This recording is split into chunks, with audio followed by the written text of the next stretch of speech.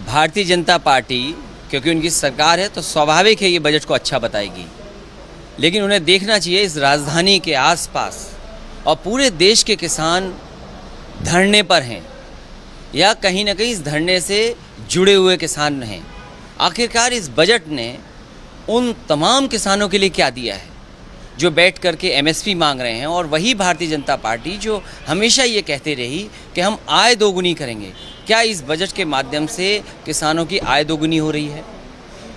जहाँ तक इकोनॉमी को आगे बढ़ाने का सवाल था, लगातार हमारी अर्थव्यवस्था नीचे गई है। जब से नोटबंदी हुई अर्थव्यवस्था को धक्का लगा, उससे ज़्यादा धक्का लगा जीएसटी को लागू करने से। बाद में कोविड आ गया।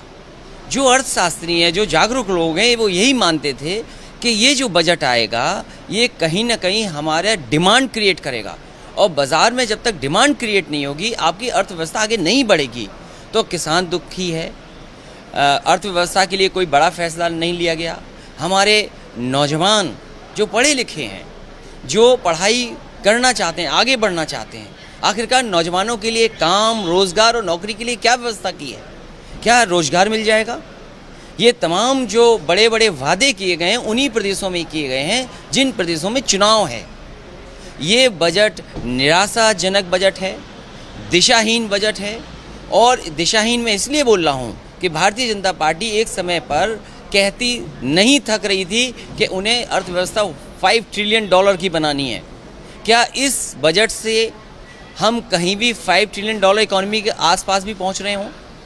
और फिर जब हम बजट का देखते हैं, उत्तर प्रदेश में सबसे ज़्यादा एक्सप्रेसवे बन रहे हैं।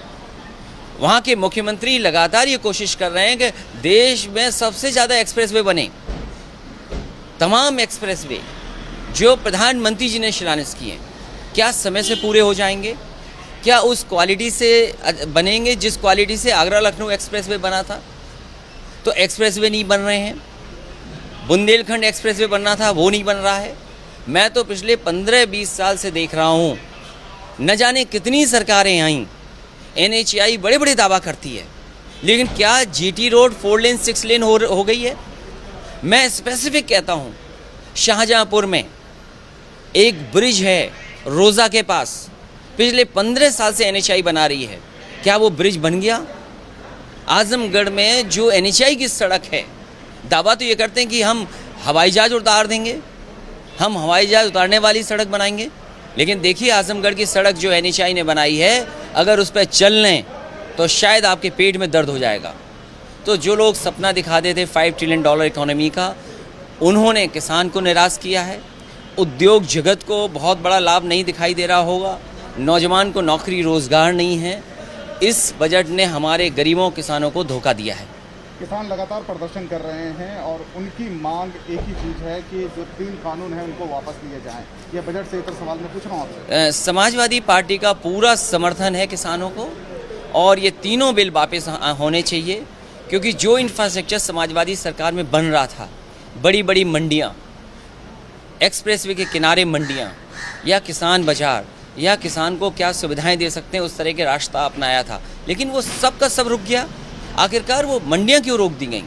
वो कौन से स्थान हैं जहां पर किसान को अपनी फसल का पैदावार मिलेगी?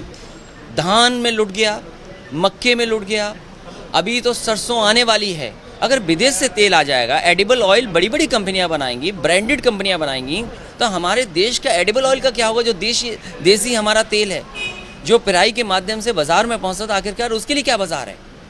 हमारे जो गरीब हैं, किसान हैं, वो कैसे ब्रांडेड बना पाएंगे? वो कैसे मार्केटिंग कर पाएंगे? एक गरीब किसान थोड़ी मार्केट कर पाएगा। उसके लिए क्या इंफ्रास्ट्रक्चर है? इसलिए बाज़ार पे छोड़ देना किसान की पैदावार को, और किसान को बाज़ार में छोड़ देना शायद हमारे किसान को आगे नहीं ले जा सकता। मैं बधाई देता हूं किसानों को, कम से कम वो खड़े हैं और इन तीनों कानूनों को चाहते हैं कि वो वापस हो। बीजेपी ने कहा है, सरकार ने कहा है कि ये बजट देश को आत्मनिर्भर बनाएगा, नौजवानों को आत्मनिर्भर बनाएगा। दुनिया में जहां हमारी आबादी ज़्यादा है, नौजवानों की भी आबादी सबसे ज़्यादा है। मैं ये जानना चाहता हूँ कितने नौजवानों को ये सरकार आत्मनिर्भर बना पा रही है? हमारे कितने गरीब किसानों को आत्मनिर्भर बना रही है? हमारे कितने उद्योग जो छोटे उद्योग हैं जो मीडियम स्केल इंडस्ट्री है उसको कितना आत्मनिर्भर बना रही है। ये लगातार इस बात को कहना कि आत्मनिर्भर हो रहे हैं, कोई आत्मनिर्भर नहीं हो रहा। जिस तरह का बजट है, जिस तरह की अर्थव्यवस्था को बेच करके पैसा कमाना सरकार को एसेट क्रिएट करने चाहिए। सरकार एसेट कब क्रिएट करेगी? जो सरकारी एसेट है वो भेज देंगे और कंट्रोल किसके पास रहेगा? इसलिए सरकार सपने ना दिखाए, सरकार सच्चाई से गरीबों की, किसानों की मदद करे। कितना नंबर देंगे इस बजट को? क्योंकि पिछले जो बजट आए हैं $5 ट्रिलियन की इकोनॉमी की बात करते थे, इस बजट में तो $5 ट्रिलियन इकोनॉमी की बात नहीं हुई, तो क्या नंबर उम्मीद करेगी सरकार